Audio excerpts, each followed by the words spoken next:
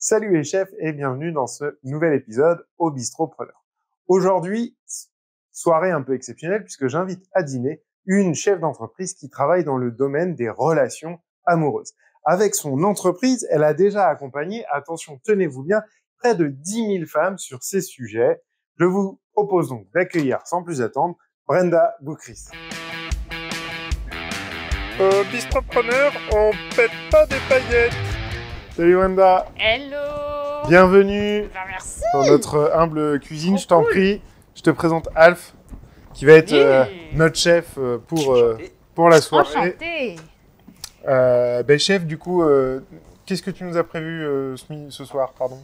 Alors, pour ce soir, j'ai prévu pour toi... T'es au courant de ce que t'as prévu? Ouais, je suis au courant. Faut pas que ça revienne. Non, Peut-être plus que c'est une blague à part. surprise dans la surprise. Aujourd'hui, ça va tourner autour de la carotte et de l'agrume. Mmh. On aura une petite mousseline de carotte avec un dos de cabillaud aux zestes de citron vert. Oh. Et après, en dessert, je t'ai prévu un ananas rôti Oh. à la vanille. Oh. Non, mais pas de problème, j'irai chercher un McDo. T'inquiète. Je t'en Écoute, prie. je crois que ma première passion dans la vie, au-delà de la bouffe, non, tu vois, faux truc. Au-delà de mon boulot, c'est la bouffe. Donc chaque fois qu'on mange, je suis assez heureuse. Donc là, je suis encore plus heureuse que d'habitude. tu vois. Écoute, on va essayer de t'épanouir. Ouah, merci pour ton soutien. Je t'en prie, installe-toi. Ok. Chef, tu peux nous servir un petit truc à boire, s'il te plaît? C'est adorable, merci. Tu vois, je t'accompagne, je prends la petite chaise aussi. Eh ben écoute. Et alors, on le disait juste avant, mais bon, je vais pas te mentir, j'approche des 40 ans. Donc de temps en temps, j'ai besoin de Je mets mes... tes lunettes, De t'inquiète. temps en temps. Moi, je les ai enlevées, mais comme je dis, tu es un grand à ma flou. Voilà, en fait, on voit tous flou, comme voit disait tous flou. Alf, C'est il y ça. a 5 minutes. Tout ça pour paraître plus jeune. Mais bon, c'est pas grave. Bon, et bienvenue en tout cas. Eh ben merci. Alors, Très contente d'être là. ça va, ça te plaît? On est bien installé? Oui. Ça va aller? Je te remercie beaucoup. Merci Et beaucoup. Alors, raconte-nous un petit peu cette vie de chef d'entreprise, ton métier, puisque quand je l'ai annoncé, on m'a regardé dans le studio en mode « Ah oui, elle fait ça, mais c'est quoi ?» Donc tout le monde s'attendait à voir Will Smith arriver, mais c'est un métier un peu atypique. Oui, bah écoute, oui, c'est un métier un peu atypique et en même temps, je t'avoue que je pense que c'est un métier dont le monde a un peu plus besoin, au-delà de moi. Je pense qu'il y a bien une chose qui manque, qu'on n'apprend pas vraiment à l'école, c'est des cours de confiance en soi et un petit peu d'estime de soi. Donc c'est vrai qu'aujourd'hui, même si je suis principalement connue pour la fille qui a fait des vidéos de séduction sur YouTube et sur mes réseaux et des formations sur la sexualité, la psychologie masculine pour les femmes, etc. C'est vrai qu'aujourd'hui, je me considère beaucoup plus qu'avant comme une coach en développement personnel, vraiment en estime de soi, en prise de confiance en soi, en libération des blessures, bref, tout ce qui a trait à ça, plutôt que de la pure séduction. Parce que la séduction, si tu veux, c'est une porte d'entrée. C'est le problème, le symptôme que les gens ont, c'est-à-dire je ne sais pas séduire. Mais de l'autre, quand tu y réfléchis un petit peu, bah, tu te rends compte que derrière je ne sais pas séduire, derrière le symptôme, il y a une cause qui est beaucoup plus grande, importante, qui est la réitération d'un schéma toxique, par exemple, tu vois. Visiblement, personnes ont l'air d'avoir besoin de ce coup de pouce. Je crois que tu as à peu près 1 million de personnes qui te suivent Sur tous les réseaux, sur tous les réseaux. Ouais. Entre YouTube, Insta et TikTok, ouais. Et Ça en fait du monde. aussi. Ça fait beaucoup de monde, ouais. Et c'est pas seulement en France, tu vois. On a dans le monde Ouais, entier. je me doute. Donc, Et la charge mentale d'avoir autant de gens qui te suivent pour tes conseils, justement, pour essayer de changer leur vie ou d'améliorer leur quotidien, ça pèse un petit peu ou pas chez toi? Non, en vérité, pas vraiment. Non. En fait, on se rend pas compte. C'est ce que je dis souvent quand on me dit « Mais ça te fait quoi d'avoir 800 000 abonnés, machin, sur YouTube ?» Très sincèrement, c'est difficile de s'en rendre compte.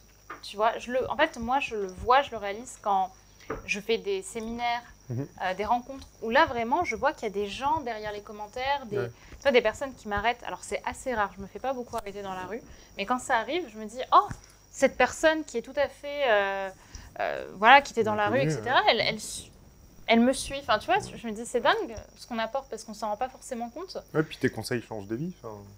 Ben, apparemment, oui, c'est assez... Enfin, ça m'émeut toujours de le dire, mais c'est vrai que quand je reçois des messages, surtout des anciennes clientes de mes débuts, parce que forcément, quand j'étais dans mes débuts, parce que ça fait 8 ans quand même, hein, ça ne me rajeunit pas, mais... on a des lunettes, quoi. On a des lunettes. Eh bien, finalement, quand j'ai mes premières clientes qui me disent aujourd'hui, écoute Brenda, je voulais te renvoyer un message pour te remercier parce qu'aujourd'hui je me marie, aujourd'hui j'ai 2 enfants, tu vois. Ouais. Et ça, je me dis, c'est la toute petite partie qui me le ta disent. contribution, quoi. Ouais, tu vois. ouais. Et à côté de ça, il y a ce qui s'appelle la majorité silencieuse, c'est-à-dire tous les gens qui te le disent pas. Et là aussi, ça fait un paquet de personnes, tu vois. Ouais, J'ai une fille un jour que maintenant j'ai en cliente que j'avais eue une fois, j'avais 18 ans, je crois. Non, 19 ans, 19-20 ans. Je faisais encore mes coachings dans des cafés à l'époque, parce que j'avais pas de bureau ni rien. Et cette fille, c'était sa maman qui lui avait pris un coaching pour moi, avec moi. Et on s'était vu juste avant ses cours. Je crois qu'elle était, je sais plus si elle était au lycée ou un truc comme ça, mais genre elle avait vraiment pris l'heure avant d'aller bosser. Et on avait fait un coaching d'1 heure.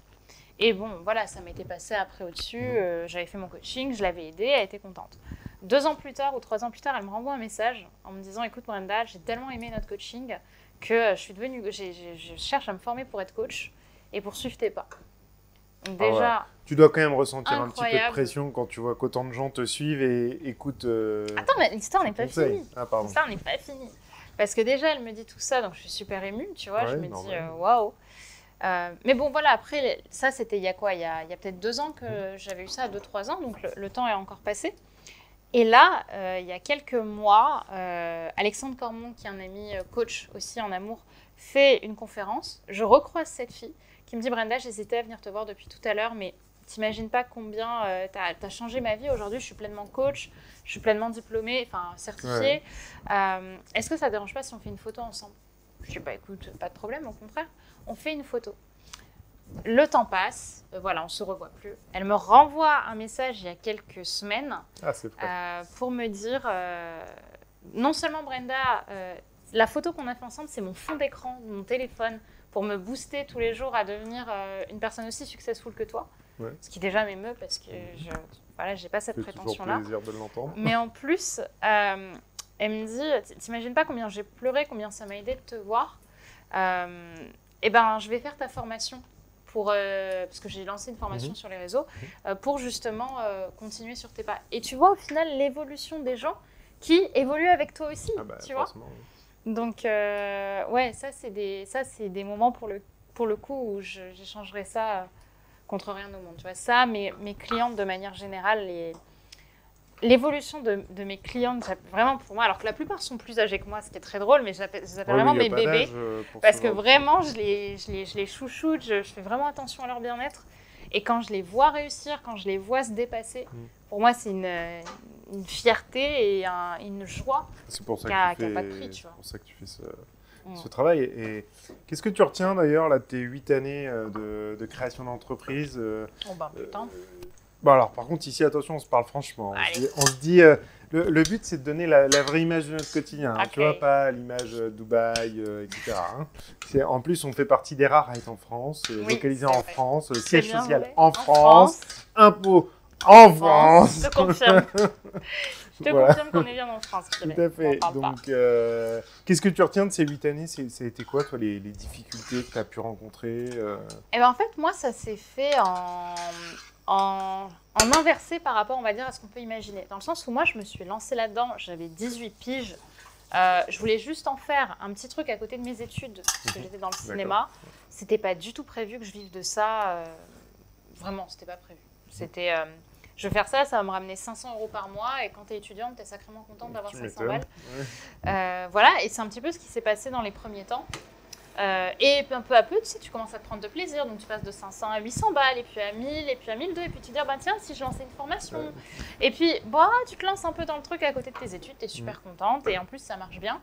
Donc, comme ça, j'arrivais à me ramener un petit 1500, 2000 par mois à côté de mes études. J'étais super contente. Alors, c'était en auto-entreprise, hein, c'était pas un salaire ni rien, mais j'étais contente. Tu as 0 frais quand tu es étudiante et que tu vis chez tes parents. Comme ça. Oui, enfin si, j'avais... Oui. Non.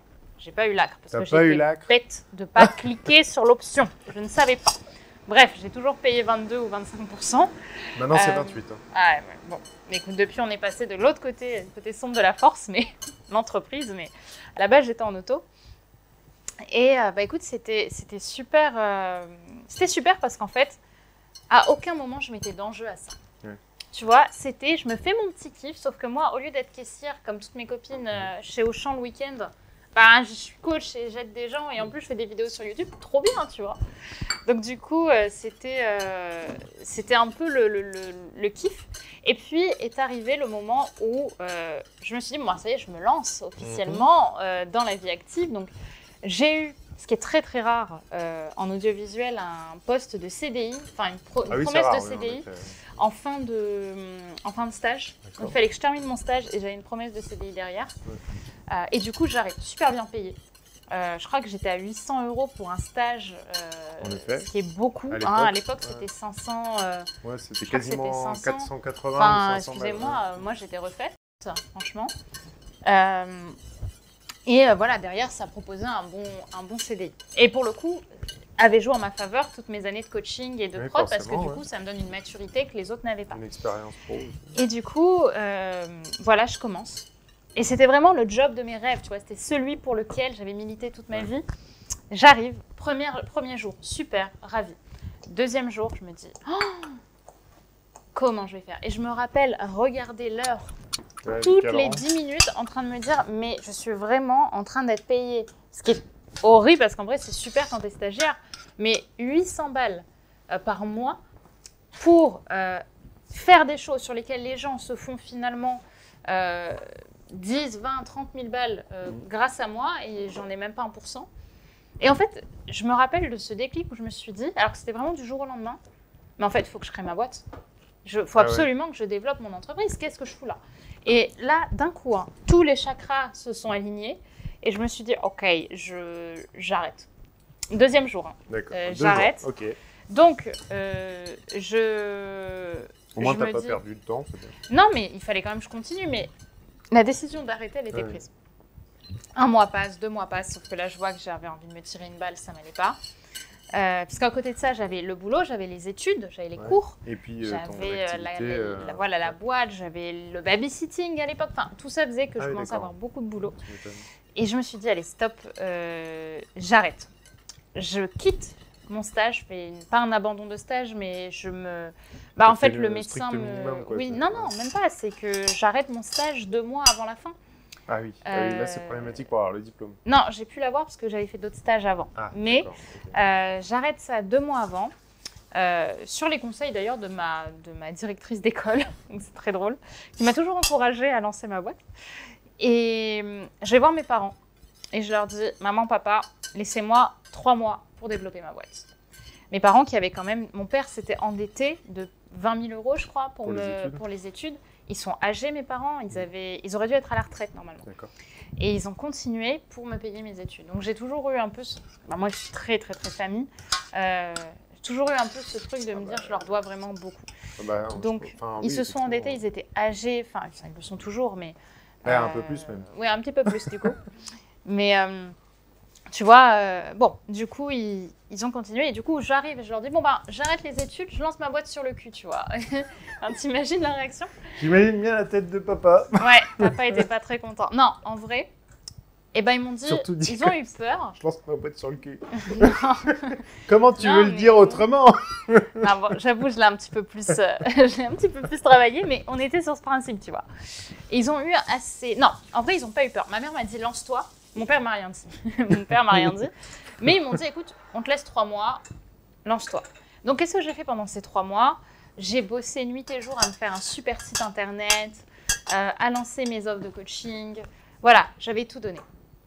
Je lance au bout de 3 mois le site. Et là, j'attends les clients. Ah bah oui. Là, c'est là que tu as découvert que les clients ne viennent pas tout seuls. Et là, j'ai découvert quelques jours après que les clients ne viennent pas, tu vois, qu'ils ne m'attendent pas. Et du coup, je découvre le marketing. Et là, je me dis, oh merde, j'avais peut-être oublié cette option. Donc, qu'est-ce que je fais au bout de 3 mois? Parce que je devais prendre mes 3 mois. Donc, je retourne voir papa et maman. Et je leur dis, est-ce que vous pouvez me laisser 1 mois de plus? Parce que j'ai oublié le marketing. Mon père, transpirant, qui me dit, bon, d'accord. Et qui est reparti aussi vite. Retourne dans ta boîte à cul. Oui. Ensuite, mon père est très pudique, donc tu vois, c'est...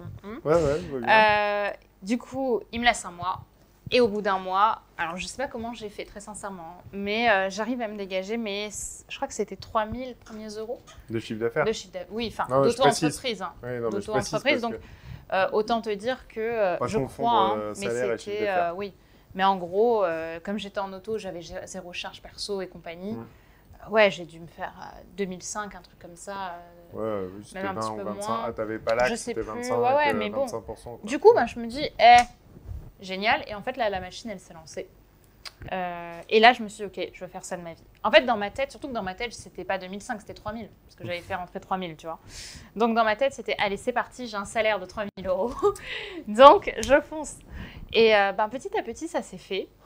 Et donc, je lance tout ça en 2016-2017. 2018, j'arrête les études, comme je te l'ai dit, et je lance surtout la boîte. Et après, c'était parti. L'ambiance était arrivée. Et 2018 et 2019, je décide d'en vivre pleinement. Enfin, j'en vivais déjà correctement, mais là, je dis, OK, je décuple mon ambition. Okay. Et je me dis, OK, je vais faire un truc de ouf. Je veux gagner 10 000 euros par mois. Ce qui était un peu mon goal, parce que je me disais, 10 000 euros par mois, c'est 10 000 euros de salaire, tu vois. Ouais, bien sûr. Ouais. Dans ma tête. Ouais, mais non. Non. Mais en fait, ce qui est dingue, c'est que... Merci beaucoup. Ce qui est dingue, c'est que toute ma vie... Enfin, jusqu'à cette année 2019, même l'année 2020 où je suis rentrée en entreprise, j'ai été putain de driver uniquement par ma naïveté.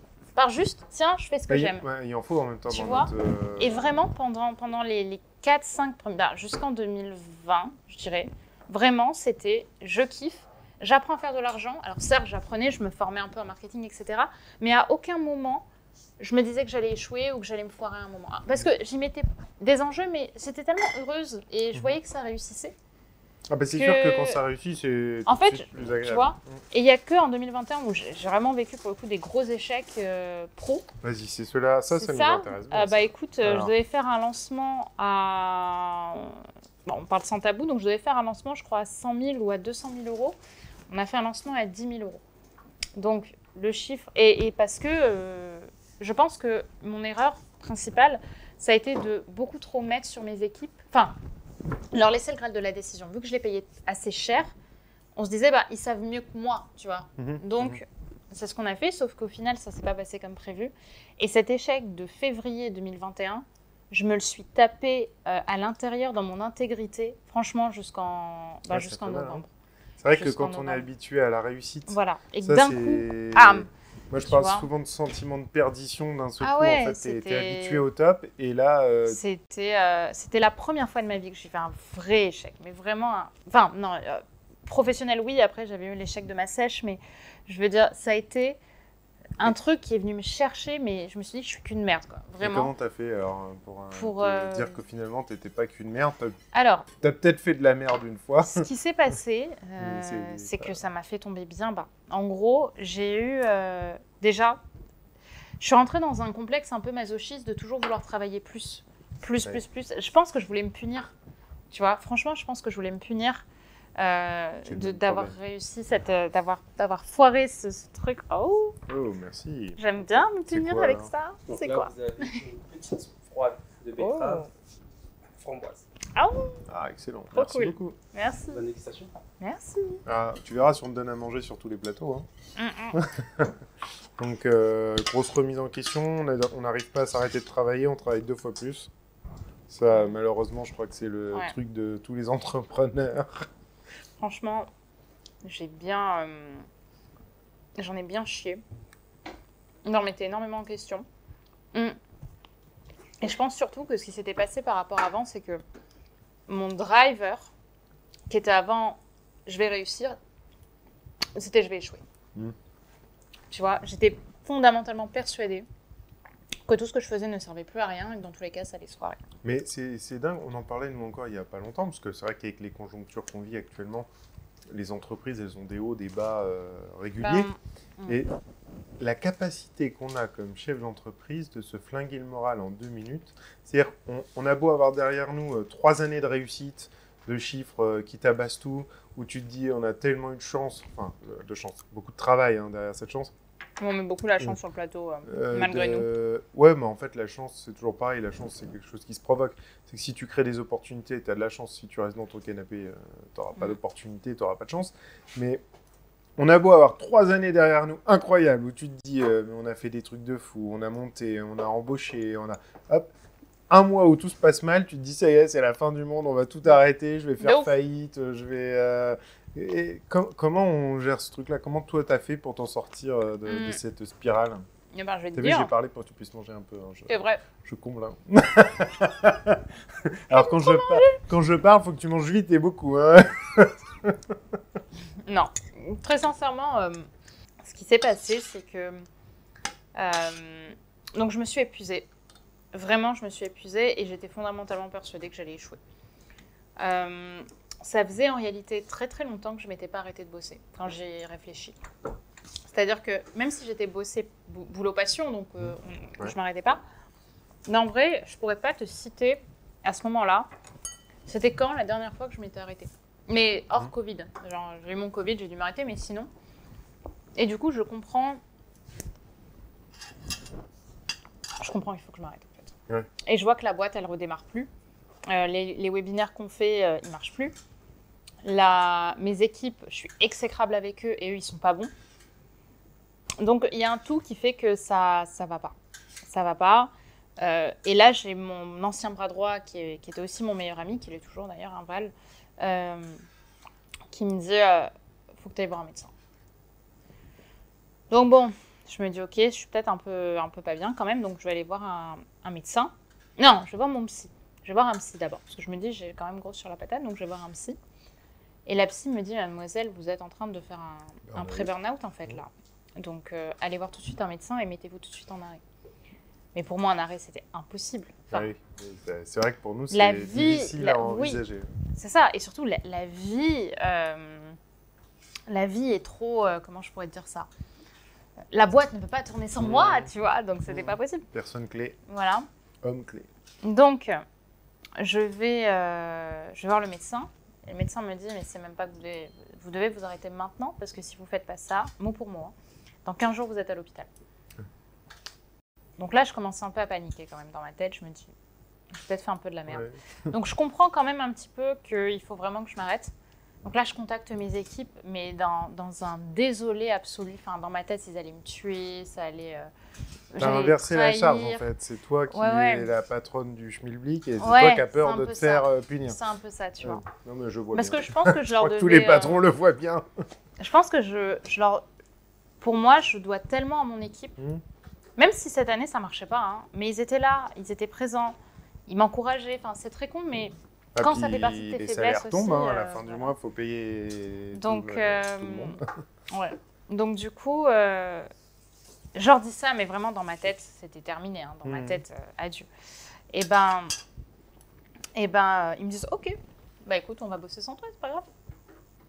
Je dis, bah, vous êtes sûre? Vous n'avez pas besoin de moi? Ils me disent, bah, écoute Brenda, on va gérer. Alors certes, on va pas faire des grands lancements, mais c'est les 2 derniers mois de l'année. Arrête-toi, repose-toi, quoi. Du coup, je dis, ok, allez, pour la première fois de ma vie, t'es reposé. Je prends les clés de la boîte et je les donne à mon bras droit, quoi, vraiment. Donc c'est ce que je fais. Et pendant 1 mois, du coup, je m'arrête. Je m'arrête, sauf qu'au bout d'1 mois, je me rends compte que c'était pas suffisant. Et je me dis, bon, ben, tu sais quoi, Brenda? Donc là, c'était le mois d'octobre, il restait novembre et décembre. Je me suis dit... Travaille pas jusqu'à la fin de l'année. Ouais, en fait. Jusqu'au bout. Donc du coup, alors j'ai eu 1 seul mois d'arrêt maladie légal, si je puis dire. Et après, j'ai pris 2 mois d'arrêt sabbatique. Quoi. J'ai dit à mes équipes... Il fallait peut-être plus d'arrêt maladie pour les assurances. J'aurais bien voulu, mais franchement, vu ce que ça m'a amené... On est trop cons, hein, accessoirement, en tant que chef d'entreprise. On a des assurances partout, on ne sait pas les utiliser. Assurance, prévoyance, etc. etc.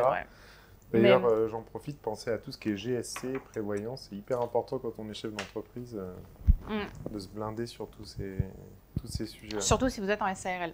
Ouais. Si vous êtes en SASU, moi je suis en SASU, donc ça allait encore. Mais pour vous dire, hein, je me payais, je vais le dire franchement, parce que ça, vraie pépite, je me payais, à ce moment-là, mon salaire était en SASU, donc 60% de charge, de 3 500 € net par mois. Ok ? Donc, l'État me prenait à peu près, alors encore une fois, vu qu'on est enregistré et que tout ça est de mémoire, c'est peut-être pas les chiffres exacts, hein, gardez ça en tête, mais mes cotisations en tout et pour tout, je crois qu'il y avait à peu près 6 500 € qui partaient, tu vois, à peu près tous les mois entre le salaire et les charges. J'ai eu comme rémunération sur un mois 1 300 €. Tu vois, donc ça, moi je pensais que j'allais avoir tout mon salaire, hein. Vraiment, pas du tout. Méfiez-vous de ça. Non, mais ça, faut le faire avoir une fois pour comprendre, connaître, et puis après, appeler ton assureur et lui dire comment ça se fait que la prévoyance, tout ça. Ah, mais la prévoyance, c'est qu'au bout de 33 jours. Moi, je suis en SASU, donc si vous êtes en SARL ou vous avez vraiment rien du tout, méfiez-vous, faites attention de ça. Et ensuite, qu'est-ce que je voulais dire donc je m'arrête et du coup, je prends 2 mois pour voyager. Et je me dis, bon, comme ça, je vais essayer de reprendre plus tranquillement le mois prochain, en janvier. Et j'avais un peu le projet de ce qui allait s'appeler l'école Femmes d'Exception, qui aurait été un projet où je me disais, vu que les webinaires avec les petites formations ne marchent plus, avant, je vendais des formations entre 100 et 300 €, et ça ne marchait plus. Avant, ça nous faisait 20 000 € en une soirée, ou 30 000, non, mais 20 000, ou alors 50 000 quand on avait des gros lancements, mais je veux dire, on avait ça. Et au final, on s'est retrouvés là à avoir parfois même pas 5 000 €, tu vois. Donc, c'était pas les mêmes chiffres, c'était pas les mêmes enjeux. Heureusement qu'il me restait de l'argent de l'année dernière. La trésorerie, plus à côté de ça, ce que j'avais pas pensé, c'est que ma première année d'activité, les impôts, j'avais juste l'impôt. Mais la deuxième année, tu as tous les acomptes à payer sur les impôts de l'année dernière. Alors ça, c'est pareil, on le sait pas. Ça, quand je on le se lance pas. dans l'entrepreneuriat, Et je peux dire que ça m'a bien flingué. On l'a tous découvert. Hein. Ça m'a bien flingué. Mon compte, il a fait ça, mais vraiment. Et moi, j'avais peur de ça. Apprendre au quotidien à gérer les finances et la capacité de faire des frais aussi. Sinon, tout se retrouve aux impôts en fin d'année, tu comprends pas. Oui, moi, j'ai eu un exercice où j'ai terminé avec un bon résultat. Mais vraiment, j'étais fière de moi au départ. Tu donnes 6 chiffres. Et puis voilà, tu donnes aux impôts derrière. Et tu as tous les acomptes, sauf que vu que j'avais pas fait le même chiffre. Parce qu'en plus, les acomptes, c'est sur l'année d'avant. C'est sur l'année d'avant. Si là, c'était sur une mauvaise année. Donc voilà, donc autant te dire que j'ai raclé. J'ai raclé. Et j'étais pas bien et tout. Et en décembre. Donc moi, j'ai cette idée, pour changer le business model, de lancer une école. Qui allait être une école sur 6 mois où j'allais accompagner les femmes vraiment à avoir confiance en elles, vraiment sur un peu le style mastermind, mais amélioré avec des rencontres physiques. Vraiment, j'avais mon idée en tête, mais je ne savais pas trop comment et quand le lancer. Et là, je me suis dit, on est tellement capoute que, écoute, foutu pour foutu, lançons ça. Pour le tout, quoi. Et là, et à côté de ça, en plus, j'arrête avec mes équipes, du coup. J'ai une partie des équipes avec qui on voit bien que ça ne matche plus. Et on s'aimait vraiment sincèrement au niveau amical. Et du coup, pour préserver aussi notre amitié, on s'est dit, on arrête le business, tu vois. Donc, c'était ça. Donc, je me retrouvais toute seule à partir du mois de décembre-janvier. Sauf que... Et là, c'est le drame. Décembre, en 3 jours, j'ai mon bras droit qui m'appelle pour me dire, bon, j'ai fait les calculs, voilà ce que tu me dois au niveau financier. J'avais pas prévu ça. C'est une erreur de ma part. J'avais pas prévu ça. Du coup, bim, ça fait déjà 10% de la trésor qui part. Ok, prépare-toi. 10% de la trésor qui part. Oh, t'inquiète, j'en ai vu des pas mal, je pense que... Ensuite, j'ai le lendemain, la compta qui appelle. Brenda, on a la compte sur IS plus la taxe de machin et de trucs à payer. Il faut que ça soit réglé pour demain. Oui, les impôts, ils aiment bien ça, généralement. Ok, 13% de la trésor qui part. Deuxième jour, hein. Donc je commençais déjà à pas être très bien. On est en décembre. Il faut que la semaine soit courte. On est en décembre. Et là, Brenda, petit souci sur la compte sur TVA, il est un peu plus haut que prévu. 36% de la trésor qui part. J'ai 50% de la trésor qui part en 3 jours. Et là, je me rappelle parce que j'étais dans la queue pour embarquer pour un vol pour Dubaï. D'accord. Pour finir mon voyage.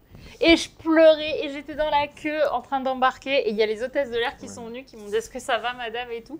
Je dis « Vous inquiétez pas ». Et je pleurais. Et je me disais « Mais en fait, je vais jamais m'en sortir. Il y a l'univers qui décide de me tuer. » Tu vois, vraiment, dans ma tête, c'était ça. Donc, en fait, dans ma tête, là, ça y est, ça, j'allais fermer, vraiment. Je me souviens que j'ai appelé ma copine Aline à ce moment-là, dans l'avion pour embarquer à Dubaï, Aline de The Bee Boost, et je lui dis, c'est fini, là, je ferme. je ferme, je peux rien faire. Enfin, le monde, le destin a décidé. Enfin, qu'est-ce que tu veux que je te dise? Ouais, non, mais je vois bien. Il y a des jours comme ça, ouais.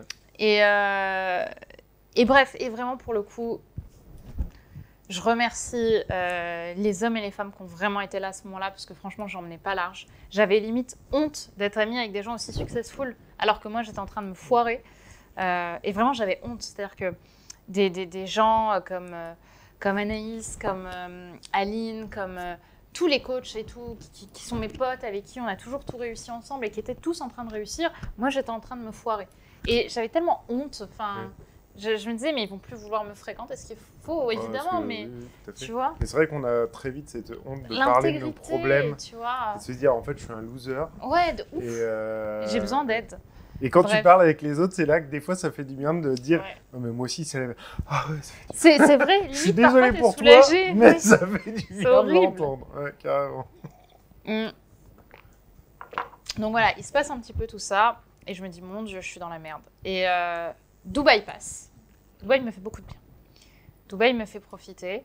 Et surtout, je vois là-bas quelqu'un à qui je tiens beaucoup, que j'estime beaucoup et qui me remet un petit peu ma confiance aussi au-dessus. Et je vois vraiment des grands de notre domaine, notre milieu, qui me disent, mais en fait, c'est normal, ça arrive. Ah oui. Et tu as de la valeur. Et tu vois, et avoir des gens, des hommes, des femmes qui croient en toi comme ça, ça fait du bien, vraiment. Et en fait, arrive mi-décembre. Enfin non, je rentre début décembre. Et là, je me dis, OK, mois de décembre, je travaille sur mon lancement. Et là, je me mets dans un état de transe où je me dis, je vais le démarrer, ce lancement. Quoi. Vraiment, je vais le faire. Et je suis toute seule. Je fais mon lancement. Donc, décembre passe, je bosse dessus. Je casse mon Mac. Donc, tout ça fait de l'argent en moins au milieu. Bref. Hop, 1% de la trésor. Et j'arrive en janvier. Et je fais ce lancement. Et je me dis, OK, je ne sais pas ce que ça va donner. Les places pour réussir, pour rejoindre le programme, les appels téléphoniques partent en moins de 5 minutes. J'avais l'impression d'être Mylène Farmer, tu sais, qui lance ses trucs pour aller au Stade de France. Je vois les places pour les appels d'entretien, tu vois. Ouais. En même pas 5 minutes, j'avais 150 ou 200 calls, tu vois. Full. Tout part. Et là, autre problème, comment je gère l'hypercroissance? Et pendant 2 semaines, j'ai remonté toute la trésor et j'ai retrouvé plus que ce que j'avais fait. Ouais. Et là, je me dis, dans ma tête, je bug. Je vois après le chiffre final. Mais notre état d'esprit, il y a et là, je me dis, derrière. Mais qu'est-ce qui s'est passé, tu vois? Je veux dire, il y a 1 mois, j'étais en train de pleurer en me disant, je vais fermer. Et là, je me retrouve avec plus d'argent que je entre guillemets, parce que c'est pas exactement ça, mais que je n'en ai jamais. Quoi. Ouais. Et je me dis, putain. Et ensuite, j'ai en plus de ça, ce webinaire, et ça m'a vraiment fait du bien, des gens qui me disent, on est avec toi, on fonce, on prend ton projet. Et je vois les gens, moi qui étais persuadée que les gens voulaient plus rien m'acheter parce que j'étais nulle, mais les gens, ils dépensent, tu vois, ça allait, c'était fluide. Quand le produit est bon et que ça matche bien. Et en fait, de là, la machine a été lancée. Et relancée. Et là, je souhaite de tout mon cœur, parce que tant que pas fait n'est pas fait. Et voilà, la clôture fiscale n'est pas faite. Et surtout, le chiffre n'est pas encore fait. Mais on va peut-être faire la meilleure année que j'ai jamais faite, tu vois. Ouais. Et ça m'émeut un peu de parler de ça. Parce qu'il y a vraiment... On est quoi là? On est en septembre. En septembre, l'année dernière, j'étais en train de pleurer et de vouloir fermer la boîte, quoi. Ah non, mais je vois parfaitement. Donc oui, et à côté de ça, tu es sur YouTube et tu essaies d'assurer en montrant que tu as confiance en toi et que la vie est belle. Ça se voit, en fait, tu vois, ça doit se voir et se ressentir quelque part parce que... Il y a de ça. Et en même temps, il y a tellement de gens qui croient que du coup, c'est facile, tu vois, et qui pensent que ton business est toujours fluide, facile, tout comme moi, je le pensais pour d'autres coachs. Mais en fait, c'est aussi... ça rejoint un petit peu ce qu'on disait tout à l'heure quand je te disais ça fait du bien de voir de temps en temps les autres galérer aussi. Pourquoi c'est qu'aujourd'hui on est dans une société où on communique beaucoup via nos réseaux, toi encore plus que d'autres, et on est quand même d'accord qu'on a notre part de responsabilité dans le sens où on communique aussi que les meilleurs moments, on communique rarement sur les pires. C'est aussi pour ça que nous on a voulu faire cette émission, et t'as bien raison, pour se parler des vrais problèmes. C'est vraiment, je me suis permise d'en parler parce que je pense que il faut le savoir aussi, ce genre de choses. Clairement, ouais. Tu vois, il faut le savoir. Et ça fait partie, en fait, de la vie d'un entrepreneur. Et, Tout à fait. et bon, alors je me le souhaite le moins possible. Hein. Clairement, j'ai pas envie de retourner là-dedans. Mais Non, mais il y a oui, des chances que tu le revives. la vie. Et puis, j'ai envie de dire, cette année 2022, j'ai pu la réussir, je pense. Grâce à ça, peut-être aussi. Parce que ça m'a mis dans une nouvelle posture aussi, qui est une posture de chef d'entreprise qu'avant, j'avais pas. Tu vois, avant, c'était brain, le feeling, tu vois, vraiment. Oui. La trésor, le feeling. La trésor, je la voyais à l'œil. Ouais, je vois. Je voyais mon compte, je me disais, OK, on a ça, ça va. Sauf que j'avais pas compté le salaire qui allait arriver, j'allais pas compter les charges, j'avais pas compté la compte sur IS, les gens, les impôts, la facture, les trucs. J'étais en mode, OK, on a ça, ça va, tu vois. OK, bon. Et alors qu'en réalité, bah non, c'est pas ça. Et ça m'a mis dans une posture. Parce que l'air de rien, j'ai que 26 ans aussi, hein, donc Ouais, non, tu mais vois, c'est clair, faut apprendre. Il y a tout une ça m'est arrivé, maturité à j'avais apprendre. 24-25 ans. Donc oui, t'apprends en fait, t'apprends dans Ouais. le dur. Ouais, clairement. Et c'est vrai que plus on gère des chiffres d'affaires importants, c'est sûr qu'en face, les gens tout de suite sont impressionnés Ouais. ou se disent c'est beaucoup d'argent, c'est Mais je beaucoup de peux vous machin. garantir que tous, Bah, on passe les tous investissements en fait aussi qu'il y a derrière tout ça. les C'est-à-dire investissements, que bien sûr. au-delà du chiffre d'affaires, enfin, Le bénéfice déjà, faites une différence entre le chiffre Déjà. d'affaires, et le bénéfice. bénéfice. Quand il y a des gens... Non, je peux regarder la Vas-y, caméra pour vas-y, dire ça, parce vas-y. que Regarde vraiment, la caméra. vraiment, ça c'est vrai les amis. Moi aussi, Tiens, regarde même celle-là. Tu vois, laquelle comme ça, Celle-ci. ouais, Les c'est amis, juste pour moi toi. aussi, j'ai cru quand je lisais les messages, j'ai fait 100 000 euros par mois de tel ou tel coach, influenceur et compagnie qui vous disent que vous pouvez faire 100 000, 200 000 ou 1 million d'euros par mois. C'est dans une grande partie des cas, alors vrai sur le papier, peut-être qu'ils ont fait, mais c'est 100 000 euros. Est-ce que déjà c'est du TTC ? Est-ce que c'est du hors-taxe ? Est-ce que c'est du généré ou est-ce que c'est de l'encaissé ? Parce que tu peux très bien en générer, c'est-à-dire étaler sur plusieurs mois, faire 100 ou 200 000 euros de CA assez facilement. Oui, c'est très possible. Mais à côté de ça, sur ces 100 000 ou ces 200 000 euros, en réalité, ils sont échelonnés sur plusieurs mois. C'est pas Ou plusieurs demain années ou aussi. plusieurs années. Il y a des spécialistes C'est ça. Dubaïotes sur le Sur sujet. plusieurs années. Est-ce que sur ces 100 000, parce qu'il y a aussi ça, j'ai vu plein de gens faire 100 000 ou 200 000 ou 300 000 euros par mois, très bien. Ok, combien t'as mis de pub pour les faire ? Ça coûte combien de faire Tu vois, 100 ça 000? coûte combien de faire ça ? J'avais des amis, des gens super, qui avaient une entreprise qui faisait entre 3 et 5 millions. Donc, belle entreprise, tu dis ça, tu dis, ça gère. Surtout dans notre milieu entrepreneur, ça gère etc. pas mal. Enfin, peu Ils importe le avaient, milieu, en fait. Il n'y a oui, pas c'est beaucoup vrai. de boîtes qui passent 1 million d'euros de chiffre d'affaires. Et bah ça, tu veux que je te dise, la vérité, on l'oublie beaucoup. Oui, On mais l'oublie nous, on le beaucoup. dit dans toutes nos formations. Eh ben, vous avez bien raison, parce que moi, le jour où j'ai regardé Cauchemar en cuisine et que j'ai vu que les restaurants faisaient pas tous 1 million d'euros de chiffre d'affaires par an, Ah non, ça m'a fait tout bizarre. c'est quelques centaines Ouais. de mille. Franchement, j'étais très choquée. Je pensais vraiment que c'était normal, tu vois. Non, non. Bref, et au final, je sais même plus ce que je racontais. Oui, et sur ces plusieurs millions qu'ils font, ils avaient 300 000 euros de dette. Ils étaient en négatif à Bah, 300 bien ou 400 000 euros de dette. Bien sûr. Non, mais Tu ça vois veut tout et rien dire. Donc en Et- réalité, on peut pas... Et puis surtout, après, on joue avec des chiffres qui n'ont plus la même taille. Voilà. C'est-à-dire que nous, quand on va investir, bah là, on a investi dans nos locaux. C'est plusieurs centaines de milliers d'euros qui sont investis en travaux, en tout pour avoir un outil de travail adéquat, pour donner aussi aux clients, à nos étudiants, une qualité de formation. De Quoi. formation, c'est ça. Pareil, on embauche. Enfin, on recrute, plus qu'on embauche. Ouais. On recrute des coachs, des machins, sur des sommes. Je veux dire, aujourd'hui, j'ai fait une proposition à quelqu'un pour une mission à 150 euros de l'heure sur de la prestation de service. Ouais. Pour moi, c'était énorme, en fait, 150, parce que je me dis, mais attends, le SMIC, tu sais, tu calcules. Moi, je calculais par rapport à mes anciennes... Et en fait, aujourd'hui, c'est vrai que tu dois te dire, pour continuer à grossir et pour continuer à grandir, tu dois aussi augmenter tes standards et aller te challenger là-dedans. Parce que moi, j'ai toujours eu un peu tu vois, un truc un peu lambda. Ouais. Et du coup, oui. Et en même temps, qu'est-ce que tu veux le plus ? Tu vois, avoir juste plein de sous sur ton compte ou donner une prestation de qualité à tes clients et qui puisait leur faire profiter eux plutôt qu'envoyer ça aux impôts, ce qui est aussi important. Tout à fait. Je vois bien ce type de calcul. Et en une phrase, il y a un truc qui t'agace dans le monde de la Startup Nation actuelle.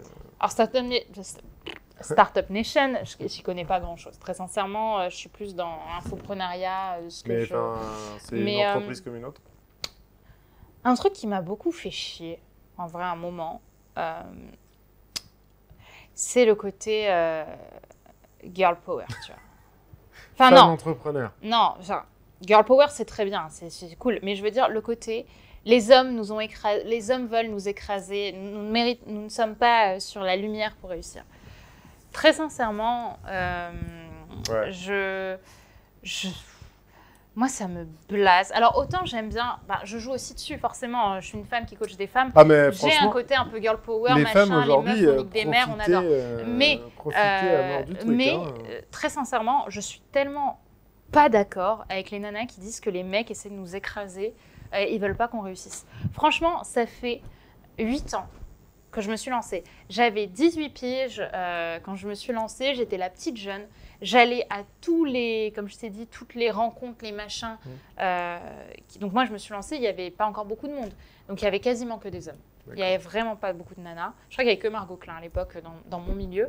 Et des gens comme Enzo Honoré, Alexandre Cormon, Alex Wagner, ça a été tous des mecs qui pourtant sont des mecs très confiants, puissants. Et ils m'ont tous m'ont encouragé. Tous m'ont dit allez lance-toi et qu'est-ce que tu comptes faire. Ils m'ont rentré dedans quand il fallait me rentrer dedans. Ils ont su m'encourager quand il fallait m'encourager. Mais à aucun moment je pourrais dire que quelqu'un a voulu m'écraser. Non. Bah écoute, merci de nous rendre ça, parce que moi je suis révolté chaque fois que j'entends ça, chaque fois que je vois une aide financière réservée aux femmes. Non, mais c'est. Qu'est-ce que j'ai fait? Moi j'estime que c'est. Encore une fois, c'est pas être anti-féministe, machin. Ouais. Moi, je me considère comme quelqu'un d'humaniste. Tu vois, pour moi, c'est le mérite qui amène à la réussite en grande partie. Alors certes, qu'on encourage dans des cités, dans des coins chauds, machin, plus de personnes que d'autres en fonction de pourquoi je suis pas une pro là-dedans, je suis pas experte en géopolitique, je peux pas savoir. Pas tomber non plus dans l'excessif, quoi. Mais arrêtons ce discours dans l'infoprenariat, spécifiquement, surtout, sur Insta, où on dit « Oh là là, non mais aujourd'hui, on m'a dit qu'on a voulu m'écraser parce que je suis une femme. » Non, arrête. À un moment, tu bosses comme tout le monde. Et voilà. Moi, vraiment, j'encourage les meufs à se lancer comme jamais. Je leur dis « Allez, vous allez tout niquer. » Et les mecs, je leur dis pareil. Tu vois ? Avançons ensemble, main dans la main, et pas point contre point. Franchement. Tout à fait d'accord avec toi. Voilà. Et je vais même te dire qu'en tant que mec, ça fait plaisir d'avoir des femmes qui nous tiennent ce genre de sujet, parce que la jeune génération qui est la mienne, on a été élevés par des mamans qui bossent, par des mamans qui avaient des carrières, par des mamans qui étaient parfois mieux payées que papa. Donc si tu veux, pour la génération de mon âge, j'ai tendance à dire que la question de la place de la femme, c'est même pas une question. En fait, on a été élevé avec la place qui doit être la sienne. On a été élevé comme ça, en fait. Ouais. On n'a pas été élevé avec maman qui doit rester à la maison. Non, etc., pour le coup, moi, j'ai beaucoup de décalage. Je t'avais dit avec mes parents. Donc, ma mère, on a 42 ans d'écart. Donc, pour le coup, elle avait pris du temps pour m'éduquer et tout. Elle avait arrêté de bosser, mais ça lui allait bien. Mais en même temps, tu vois, il y avait ce driver, comment dire, c'est plus les mêmes c'est générations. pousse-toi en fait. Et ma grand-mère, qui pour le coup, elle a été mariée de laisse tomber, c'était en Tunisie, la dot et compagnie, toute une histoire. Et je peux te garantir que. Mais elle me dit, allez, go. Bon, marie-toi avant, mais go, tu vois. Bien sûr. Donc voilà. Donc la jeune génération de mecs qu'on est, on n'est pas comme nos fonçons parents, et arrêtons de chercher est-ce que parce que je suis une femme, parce que je suis pas un homme, parce que machin. Arrêtons de me poser cette question tout le temps. Est-ce que ça a été dur pour vous en tant que femme de réussir? Non, la seule limite qu'on se met, ce sont les nôtres, en se disant non, c'est heureusement. Mais les seules limites, ce sont les nôtres, en se disant parce que je suis une femme, ça va être plus difficile. Non, on a nos forces, on a nos faiblesses. Les gens, tous, les hommes comme les femmes, avançons en améliorant nos faiblesses et en dynamisant nos forces et go, quoi. Tout à fait. Du coup, je vais te poser quand même quelques questions. Allez. Attention, c'est le moment quiz, ok? Super. Attention, t'es prête? Si tu n'y arrives pas, tu manges des trucs immondissimes. On a pris des grillons, c'est ça, il y a des limaces. Vivantes, je crois, les limaces, c'est ça. Oui. Tout à fait. Oui, pour apporter. On m'avait pas dit que j'étais sur Koh-Lanta, mais. On s'est fait infester à cause de la pluie. Tu préfères le jeu partout, il fallait bien que quelqu'un les bouffe. Alors, attention, t'es prête? Putain, tu dois répondre rapidement. Ok. Ok? Attention, Prête? Ok. Attends, je fais mon vieux. J'ai grave peur, arrête. Attends, je fais mon vieux. Je suis une meuf stressée, moi. T'es une meuf stressée? Attention, c'est parti. Tu préfères écouter seulement, je dis bien seulement, hein, Justin Bieber ou seulement One Direction pour le reste de ta vie? One Direction.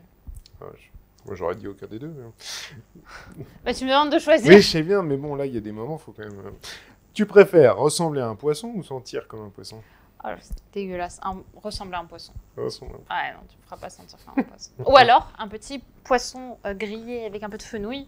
Là, pas. ça peut le faire, tu vois. Tu préfères envoyer par erreur des photos coquines à ton banquier ou à tes parents? Quelle angoisse. T'imagines? Tu te rends compte que t'as pas envoyé à la bonne personne? Enfin, que t'envoies à ta mère. Eh bien, pour le coup, à personne. Tu me demandes. Allez, je te donne un joker, t'as le droit de dire à personne. Ouais, j'ai peur de la suite. Ouais, t'aurais peut-être pas dû griller le joker tout de suite. Tu préfères passer ta vie à sauter sur une jambe ou à faire des squats? Faire des squats. Faire des squats. Ouais. Putain, moi, maintenant, je préfère sauter sur une jambe. Autant à mes 25 ans, tu m'aurais demandé, j'aurais dit squat, mais maintenant... C'est l'âge. Exactement. C'est les articulations. Ah, yes. Bientôt T'as le vu? rhumato. Entendu là d'ailleurs Bientôt le rhumato. Non, j'y vais déjà. Tu préfères que tout le monde connaisse tout sur ta situation financière ou sur ta vie amoureuse?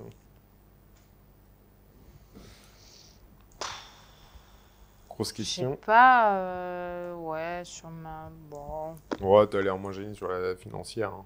On Ouais, garde le privé pour nous. financière, Quoi. ouais, financière. Tu préfères passer 6 mois sans te laver ou 1 an sans te raser? Question fatale pour les femmes. 1 an sans me raser ou 6 mois sans me laver? Oh, Jésus. Alors, faudrait bien calculer l'année, mais je crois que je ferais pas encore passer 1 an sans me raser. Ça marche. Allez, la dernière. Tu préfères offrir ou recevoir des cadeaux? Bon, celle-là, elle est cool. J'adore les deux. Finalement, J'adore les deux. En fait, non, mais c'est pas ça. C'est que forcément, en travaillant dans l'amour, tu travailles aussi sur les langages de l'amour, dont les cadeaux. Et très sincèrement, j'aime autant en offrir qu'en recevoir. Plaisir Désolée. d'offrir et joie de recevoir. Ouais, franchement, ouais. J'ai beaucoup d'honneur quand on m'offre un cadeau. Je suis trop contente. J'adore les surprises. Et j'adore créer des... Ça fait surprises. partie des choses que j'adore faire. Des Bon. petites surprises. Ah pour bah les gens. écoute. À table!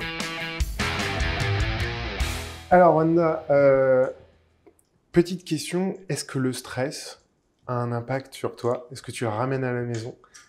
Enfin, il y a plein de questions dans ma petite question, mais comment tu gères ça? Est-ce que tu as besoin de le gérer? Enfin, je sais pas. Oui. Oh, Parce que vu que tu as failli nous faire un burn-out. Ouais, clairement. Clairement. Pour te dire, en fait, vu qu'en plus de ça, c'est traître, parce que pendant longtemps, j'ai pas eu de bureau, et encore aujourd'hui, même si j'ai des bureaux, je bosse beaucoup de chez moi. Il est difficile, en fait, de trouver une transition entre... Il n'y a pas vraiment de transition, en fait, entre le pro et le perso. Tout se mélange. Ouais. Et, je vois ce que tu veux dire. Et même, tu vois, j'ai des potes que j'ai pris, quand je fais des events, j'ai une pote qui est traiteur, ben, je la prends sur mes events. Enfin, tu vois, il y a plein de... Où, en fait, finalement, tout se mélange, et du coup, c'est difficile de mettre une frontière entre le pro et le perso. Tu vois, et du coup, oui, moi, j'ai tendance à, quand je stresse beaucoup. Et ça se voit, et ça va se voir dans ma manière de manger, ça va se voir dans ma manière de... Bah, je vais bosser beaucoup plus, trop pour pas grand-chose en plus. Donc oui, je suis quelqu'un d'assez stressé. Après, j'ai quand même maintenant un peu plus confiance en moi. Je sais que dans de grands cas, souvent, je stresse beaucoup, mais je ne devrais pas très stresser autant, tu vois. Ouais, mais bon, ça, c'est propre à notre... Ouais. Moi, Voilà. j'appelle ça le stress du compte en banque. Oui, il y a un peu de ça. Il y a un peu de ça. Quand toi, tu vois le compte... C'est un peu ça. Mais tu sais que parfois, premier degré, je regarde... Ça, c'est chaud. Mais je regarde mon compte pour savoir que tout va bien, pour vérifier. Oh. Ah bah, c'est une super jauge, hein, finalement, quand même. C'est peut-être même la meilleure des jauges. Waouh, c'est très bon. Si, j'arrive tout de suite. Bravo, chef. Merci beaucoup. Ah, il y a une petite sauce en plus qui va avec. C'est bien reçu, hein. Ah, écoute, je suis une femme heureuse. Non, mais à la base, il est mécano. Hein. Stop, mécano. Il n'y a plus de respect. Non, je déconne, c'est un plat picard. Congelé, surgelé. Non, il n'est pas congelé celui-là. C'est du réchauffé, il nous en restait dans le congèle depuis 5 ans. Merci beaucoup. Bon appétit, Merci. ramenez-le tout de suite. Oui, merci. Bon, bah écoute, bon appétit. Hein. Bon appétit. Mais ouais, le stress du compte en banque, c'est terrible quand toi, t'es le seul à voir tout ce qui va sortir à la fin du mois du compte Ouais. et que tu Et que vois, tu on est reçois en les début de factures mois. de Là. tout le Ouais. monde. Ouais, Surtout moi, c'est ça que je... quand tu reçois les factures de toute ton équipe, Ouais. tu sais que c'est fini. Et t'es habitué, enfin, je pense que tu as dû apprendre à gérer les décalages de trésorerie, c'est-à-dire les délais de paiement. Oui, un petit peu. Après, ouais. bon, moi, comme C'est j'ai important. pas... oui, si, purée, cette année, j'ai dû gérer. Ah oui, non, mais c'est les délais de paiement, c'est un truc de dingue. Il faut Mm. vraiment apprendre à les gérer, sinon tu Ouais. sors de l'argent plus vite qu'il ne rentre, C'est puisque ça. tes clients, eux, Voilà. gèrent les délais de paiement sans problème. C'est ça. Hein. Tes fournisseurs, enfin tout le monde Bah oui. gère les délais de paiement. Bah oui, c'est ça. Bah, en fait, faut arrêter de penser que c'est facile de... Enfin, quand tu fais de l'argent facile, il y a toujours une couille quelque part. Et souvent, bah, ça va être des problèmes de trésor, décalage de paiement, etc. C'est excellent, hein. Ouais. Merci. Très, Bravo, très Jean. bon. Merci beaucoup. Ouais, en effet, ouais, c'est vraiment stratégique comme gestion. Et alors, tu travailles sur cette confiance en soi et le coaching très très personnel, quoi. Mhm.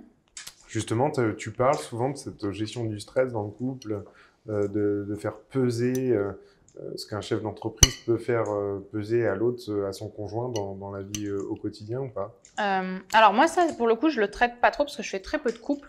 Ouais. Je fais plus, L'avant. de la séduction que du couple. C'est vraiment un autre challenge, le couple. Mhm. Parce que déjà, vous êtes deux. Donc, c'est pas la même chose. Mais par contre, j'ai pas mal d'amis qui m'en parlent. Ouais. Et ce qui revient beaucoup avec les amis et compagnie, c'est il ne me comprend pas, tu vois. Moi, chef d'entreprise, je suis pas compris parce que tout le monde pense qu'être chef d'entreprise, c'est facile. Mon mari pense que être chef d'entreprise, c'est facile. Ouais, je suis en vacances quand je veux, je travaille quand je veux. C'est ça. Alors qu'en fait, la réalité, c'est que tu travailles à H24 et que tu as l'impression de pouvoir prendre des vacances quand tu veux. C'est ça. Alors que non. Et non, parce que les problèmes, eux, que tu sois en vacances ou pas, généralement, ils s'en tapent un petit peu. Pareil, un truc que je pensais avoir quand je me suis lancée et que j'ai pas eu, c'est les vacances, les congés payés. Je pensais qu'en tant que... Moi, je sais pas, les salariés ont des congés payés, pourquoi on n'en aurait pas? Non. Mais tu es arrivé très naïf dans ce monde. Ah oui, non, mais je t'ai dit, moi, je suis arrivée, j'ai débarqué avec rien. Et puis, t'apprends sur le tas, tu vois. Ah, bah tiens, justement, là, si tu avais le président de la République face à toi, donc tu m'imagines en Emmanuel Macron, tu lui dirais quoi pour aider les entrepreneurs? Ou les entreprises, quoi. Alors, très instinctivement, Oui. très instinctivement, C'est l'URSSAF. baisser l'URSSAF. Voilà, première chose qui m'est venue. Non, en vrai, pour être très sincère avec toi, je suis pas du tout politique. Non, mais ça, c'est pas de la politique, c'est... Non, mais en vérité, tu vois, j'aimerais avoir des super trucs à demander, etc. Ce que j'aimerais, alors certes, d'un point de vue financier, je trouve ça insane d'autant être taxé et d'avoir si peu en retour en matière de bien-être en tant qu'entrepreneur, hein, j'entends. Tu vois, c'est-à-dire que on a très très peu d'avantages T'as pas d'assurance aujourd'hui. chômage. Non, mettre une assurance chômage, ce genre de choses. La retraite, c'est peanuts. Je peux te dire Tu que vois, le ce monde, genre de ouais. choses. Et pourtant, ça- pourtant, on est bien prélevé. Ah, le bon jour au bon moment. Hein. Ouais, et puis de beaucoup de cotisations. Après, la cotisation chômage, c'est vrai qu'on ne nous la prélève pas. Oui, mais. Alors, tu pour vois, ton info, il y a la GSC, hein, l'assurance chômage pour les chefs d'entreprise. Bah écoute, Et qui est quelque chose à pas négliger.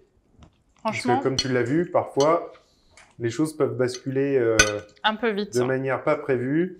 Et le petit conseil que je donne généralement aux entrepreneurs que j'accompagne, tant que vous avez du pognon, tant qu'il y a du pognon, prenez-le. C'est-à-dire que prenez-le pas dans votre poche, mais mettez-vous tous les parapluies possibles, imaginables, les assurances chômage, les mutuelles, les bonnes mutuelles, les machins. Parce que c'est vrai que chez nous, Ouais. quand tu tombes, quoi. Tu fais pas C'est ça. semblant. Il y a très peu de filets de sécurité. Quoique là, je crois que depuis quelques années, on parlait la dernière fois, mais on n'a plus le droit de prendre ta résidence principale quand tu es chef d'entreprise et que tu fais faillite, malheureusement, et que tu dois de l'argent essentiellement à l'État. Ils n'ont plus le droit de prendre la résidence principale. Bon, il y a déjà du progrès. Mais ce que je veux dire, c'est qu'aujourd'hui, c'est vrai que déjà, j'étais assez choquée j'avais vu un graphisme qui en gros montrait dans les pays européens, je crois que la France était avant-dernière, je crois, sur combien tu contribues, combien tu donnes d'argent, BS, combien ça aide le monde, quoi, si tu veux. Et nous, on était genre avant-dernier de l'Union européenne, tu vois. J'étais en mode, bon, à quoi sert mes sous, tu vois, parce qu'à la limite, je me dirais, bon, si ça aide, ça fait quelque chose, ça a du sens, sauf que cet argent n'est pas redistribué. Apparemment, tu vois. Après, c'est comme tout. Enfin, alors, pour le coup, tu vois, j'ai travaillé dans le monde administratif, en particulier dans la santé et dans les chambres de commerce. Je ne dévoilerai pas tout aujourd'hui pour pas créer de polémique, mais l'argent, c'est pas vraiment ce qui manque, ça je te l'accorde dans le monde administratif, mais c'est plutôt les fuites. En gros, on est dans une bagnole qui n'a pas été révisée depuis l'après-guerre, on n'a pas fait la révision, t'as de l'huile partout, c'est dégueulasse au possible, on n'a pas changé le liquide de frein, on n'a rien changé. Excuse-moi, je fais une métaphore très masculine, mais en ce moment, je suis dans le changement des voitures, alors je parle beaucoup de ça. Je me bagarre à comprendre les lois, mais et donc ouais, il y a du pognon, et du pognon, c'est pas ce qui manque dans les administrations. Ouais, le problème, c'est la gestion de la dépense. Voilà, je suis d'accord. Et bon, j'aimerais bien, voilà. Enfin, ça paraît très con à dire, mais c'est tellement difficile. En fait, les gens, ce que je reproche à beaucoup de gens, c'est de dire, ouais, de toute façon, taxer les riches, entre guillemets. C'est quoi, riche? Déjà, mais surtout, ils ont encore plein de sous, donc à quoi ça sert? C'est reprendre un petit peu les choses aussi. Et attention, encore une fois, je ne veux pas me politiser, c'est pas mon truc, mais cet argent, il est difficile à faire. C'est pas de l'argent qui tombe. Ça demande une telle charge mentale, une telle charge physique, des remises en question, des dépenses, tellement de choses qu'on ne peut pas simplement se dire l'argent tombe du ciel et prenons-leur à eux parce qu'ils en ont plein. Parce que déjà, la plupart du temps, c'est pas autant le cas que ce qu'on peut imaginer. Et en plus de ça, un peu de recul aussi sur le travail que demande la manière dont cet argent est généré.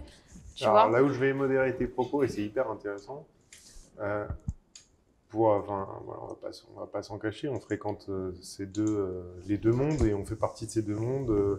On est un peu à l'entre-deux de ces deux mondes. Et je crois aussi qu'en tant qu'entrepreneur, quand on ne se pose pas la question, on a une vision des entrepreneurs qui sont tous comme nous. C'est-à-dire que nous, on travaille de 7h du mat à minuit, H24. Je disais tout à l'heure, ça fait 4 ans que je n'ai pas pris de vacances. Enfin, bon, voilà. Et du coup, on a cette sensation de mériter notre argent. C'est le cas, hein, je pense qu'on le vole à personne, on le mérite.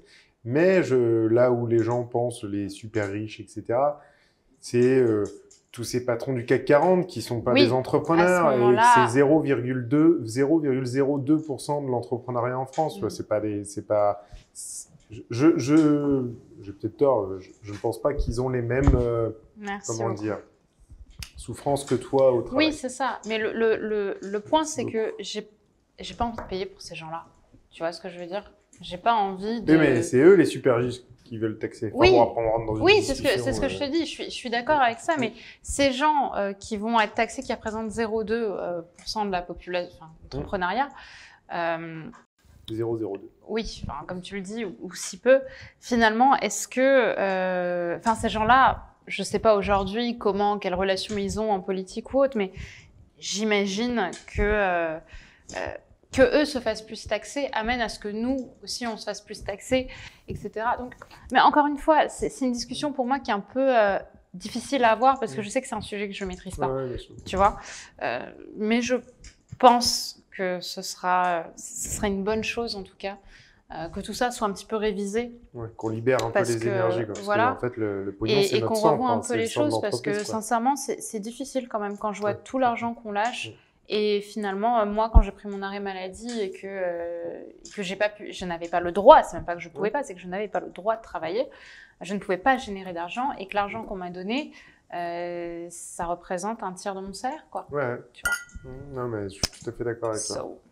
En fait, il faut pas être dans la case du milieu. On est dans la case du milieu. Bon, après, on va pas se plaindre. Enfin, je veux dire, je peux pas non plus, c'est pas une tu question de vois, se plaindre. C'est je me considère quand même, on malgré paye pour tout, avoir des choses, voilà, comme quelqu'un qui a beaucoup de chance d'avoir, de Bah, travailler dans quelque chose qu'elle qui aime. lui plaît. Voilà, et de Qui pouvoir dégage quand de même l'argent. gérer son temps. Tout à fait. Ouais. Et justement, les projets d'avenir, alors c'est quoi, toi, maintenant que tu as renoué avec le succès, te connaissant, je pense que tu es déjà en train de penser à l'étape suivante. Ben, là, Sur les doigts. je relance déjà l'école Femmes d'Exception. Là, dans... Ben, je pense que ce sera déjà relancé au moment où cette vidéo sera mise. Non, là, pour 2023, j'aimerais beaucoup fluidifier la boîte, dans le sens où je sais que je suis encore un peu trop le goulot d'étranglement. Tu vois, je deviens le goulot d'étranglement de ma boîte. Beaucoup trop de choses doivent passer par moi. Tu vas apprendre à déléguer. Voilà, là, Ah, mon challenge, c'est de Grosse redéléguer. partie du chef d'entreprise, c'est la plus grosse difficulté chez les chefs Mhm. d'entreprise, déléguer. Redéléguer. Et pouvoir prendre plus de clients sur certains programmes sans détériorer la qualité. Voilà, Bien sûr. c'est un peu le challenge. Donc 2023 et 2023, le bouquin. Ah. 2023, le livre, clairement. Ah. Mais ce que je vais vraiment T'as essayer un de faire... éditeur? Normalement, oui. Oh, oh. Mhm. On va tous écrire. Alors, quand tu as plein de potes, je sais pas si toi, tu as des potes qui ont écrit des livres, mais quand tu as plein de potes qui écrivent des livres, j'ai un nombre de bouquins à lire à la maison, j'ai pas le temps. Ah, basique, hein. Basique, moi aussi, j'en ai plein. Ah ouais, hein. Oui, oui. C'est terrible. Hein. Mais franchement... Bon, bah, une de plus qui va écrire un livre. Une de plus. Non, mais ça va, il devrait sortir en, je pense, fin 2023. Mais très sincèrement, je pense que cette année, mon but, ce serait vraiment de pouvoir apaiser ma charge mentale. Ouais. Tu vois, vraiment. Ah bah ça, c'est un point important dans notre vie de chef d'entreprise. Parce que je sens que beaucoup trop de choses tournent autour de la boîte. Ouais. Sécuriser aussi. Sécuriser, j'ai commencé. Commencer à investir dans des apparts, des trucs. Mais je dirais vraiment que ce qui va être important pour moi maintenant, c'est baisser la charge mentale et reprioriser mon perso par rapport à mon pro. Parce que là, je sais que je priorise le pro par rapport au perso. Ouais, t'as pas le choix, il y a des phases dans la vie. Voilà, mais j'aimerais bien, tu vois, pouvoir me dire, bon ben, mon cours de boxe, c'est mon cours de boxe. Et, tu fais de la boxe? Non, mais je vais commencer. Ah, ok, donc là, je fais attention pour la prochaine fois. Mais tu vois, j'ai beaucoup trop fait passer de... Tu vois, je m'étais dit, bon ben, le vendredi, ça devient mon jour off, je bosse pas. Tu parles. Ouais, mais... Tu parles, pas du tout. Est-ce que ça, c'est pas aussi... Alors, c'est des discussions que j'ai souvent avec ma sœur ou avec d'autres associés, Ça, c'est un peu la discussion de riches, en fait, quelque part, je me dis. De riches, je parle pas de riches financièrement, mais de réussite, dans le sens où, si on n'avait pas priorisé l'entreprise comme on l'a priorisé... Ah oui, c'est sûr. Est-ce qu'on en sera... Parce que là, des fois, avec le recul, on se dit, ouais, en fait, j'ai été con, j'ai mis toute mon énergie dans la boîte, j'ai claqué ma vie de couple à côté, mais si je n'avais pas fait ça, en fait, est-ce que l'entreprise serait là où elle serait aujourd'hui? Sûrement pas. Voilà. Donc, quelque part, maintenant, il faut rééquilibrer. Je pense qu'il y a des temps pour tout. Exactement. Puis après, on a aussi... Tu as eu de l'enseignement, tu l'as dit toi-même, tu as appris de ton expérience. C'est ça. Et puis... Aujourd'hui, tu as peut-être aussi appris à gérer l'organisation. Je parle beaucoup de gestion de projet dans la création d'entreprise. Tu t'es certainement amélioré dans cette notion de gestion de projet pour arriver à libérer un peu de timing. Puis plus on grossit, plus on peut embaucher de gens sur d'autres thématiques qui te libèrent, toi, de la bande passante. Tu vas embaucher sur 2023, enfin fin 2022, début, tu as des postes, des ouvertures de postes? Je sais pas, mais là, on est déjà en train de recruter un rédacteur web, un coach, un rédacteur web, un coach, un customer care. Je suis sur un copywriter également. Et il y a autre chose, j'ai oublié. Et j'ai une autre personne qui doit arriver. Et peut-être une... Oui, et puis j'ai mon avocat avec qui j'ai changé d'avocat pour aller avec un autre. Donc déjà, c'est pas mal. Ça fait beaucoup pour moi. Oui, bien sûr. Et à côté de ça, maintenant, je vais prendre aussi quelqu'un pour... J'aimerais bien... pour créer de la gestion de projet, quoi. de temps. Un chef de J'arrive projet, pas. quoi. Ouais. Oui, c'est ça, un chef de projet, parce que je pense qu'aujourd'hui, c'est moi qui le fais et ça me prend beaucoup de changement. Tu peux prendre les doigts. L'ananas, c'est jamais pratique à couper. J'y arriverai sans. Tu sais qu'un La jour, j'ai prochaine été fois, je dans un demanderai à ce restaurant qu'elle soit gastro. pré-coupée. Et grave. Ça, ce serait le rêve de ma vie. Un tartare. Voilà. On fera un tartare d'ananas la prochaine fois que tu viens. Donc, tu as été dans un gastro, raconte. Et en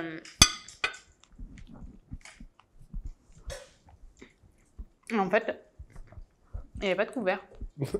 Oui, c'était étrange. Et j'étais en mode, mais qu'est-ce que c'est. Enfin, tu sais, je me sentais conne. Oui. Et je voulais pas demander les couverts parce que je me suis dit, ça se C'est un trouve, truc hype et tout, ça se trouve, c'est moi qui suis bête. c'est le concept, tu vois. Et du coup, j'ai un peu regardé discrètement autour de moi. Sauf que les gens avaient des couverts, mais personne n'avait mon plat. Donc j'étais là à me dire, bon, est-ce que j'ai pas fait une. Est-ce que c'est le bon plat? Voilà. Et en fait, je me sens conne. Et du coup, je commence à manger avec les doigts. Je me dis, non, mais est-ce que. Non. Et si tu sais, c'était mouillé et tout, je me dis, non, c'est faux. C'est sûr que c'est pas comme ça. Et du coup, je vois la serveuse qui arrive et qui me dit, vous voulez pas une cuillère? Je dis, ben si, mais j'en ai pas. Voilà, c'était hyper drôle. Mais le meilleur Faut pas hésiter à restaurant. demander quand même. Mais le meilleur restaurant, mon papa, le jour où je l'ai emmené. J'ai emmené mes parents au Georges V à Paris Sympa. pour les remercier Ouais, et voilà, pour bah, fêter ouais. quelque chose.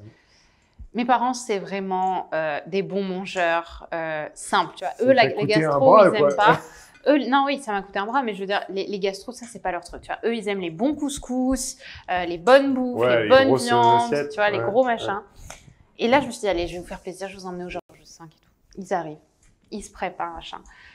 Mon père décide de prendre une pièce de bœuf et il demande au serveur avec quoi s'accompagner. Du coup, le mec lui dit, alors s'accompagner par une petite mousseline de légumes sur son lit de machin et de pleurote. Voilà. Mon père, vous avez pas des frites plutôt? J'avais envie de me cacher. Ici, c'est ce que je viens de vous dire, monsieur. Ah, d'accord, ça s'appelle comme ça. Non, il a dit, vous avez pas des frites. Du coup, il lui a ramené des frites. Ah Mon ouais, papa bah, était très content. Ouais, puis elle devait être bonne. Elle parce devait que, être très bonne, crois-moi. Pour avoir goûté quelques frites dans les gastros. Ah, c'est autre chose, hein. Oui, voilà, c'est un autre C'est monde. autre chose. C'est un autre monde. Mais tout. Moi, j'adore. Là, depuis que j'ai été chez le chef 3 étoiles à Paris, le chef de l'Arpège. Il y en a plusieurs. Le chef de l'Arpège, j'ai plus D'accord. son nom. Je les connais pas tous. On bosse dans le domaine, mais je vais pas te mentir. je C'est. les connais pas Merde. Bon, le chef de l'Arpège. Vous l'avez. Ben, vous nous le direz comme par commentaire. Mais. Et en fait, j'ai eu la chance d'être invitée là-bas et de découvrir le menu en 12 plats, je crois. J'ai redécouvert des goûts. C'est la plus belle expérience mais c'est un truc gustative de malade, que hein. j'ai mangée de ma vie.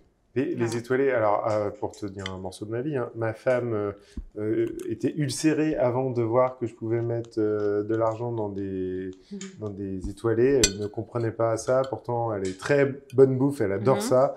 Manque de bol, elle aime pas le sucré, donc c'est dommage parce qu'on a commencé par là. Mais bon. Et la première fois qu'elle est avec moi au gastro, après elle m'a dit non, en fait, je retire ce que j'ai dit, je comprends pourquoi tu mets de l'argent dans ces repas de temps en temps. C'est hallucinant. Resto étoilé pour moi. C'est un art, comme tu l'as dit. Comme le vin. C'est ça. Les grands vins, il y a des grands vins, tu découvres des goûts. Voilà. Et ça demande un tel travail, une telle recherche, en fait. Ouais. Je comprends un peu plus pourquoi tu payes ton menu 300 balles ou 400 balles. Parce que vraiment, tu vis une expérience. Tu vis une putain d'expérience. Tu bouges, t'es plus Paris 9, Paris 10, Paris 12. T'es vraiment en train de vivre un truc que t'as jamais vécu de ta vie. Et t'es le plus heureux du monde, quoi. Voilà. Alors, comme tu aimes faire plaisir, faire des cadeaux, pour info, j'adore le bâtard Montrachet. Hein.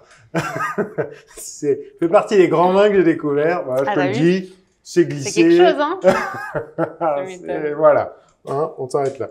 Mais, et du coup, ça, c'est pas un de tes meilleurs moments de chef d'entreprise, d'avoir pu inviter tes parents au Georges V, de se dire, voilà, tout ce travail que j'ai fait, toute cette énergie que j'ai dépensée, le burn-out que j'ai fait, au moins... Le plus beau moment, vraiment, où là, je me suis dit, OK, t'as fait quelque chose, c'est quand j'ai remboursé l'école à mes parents.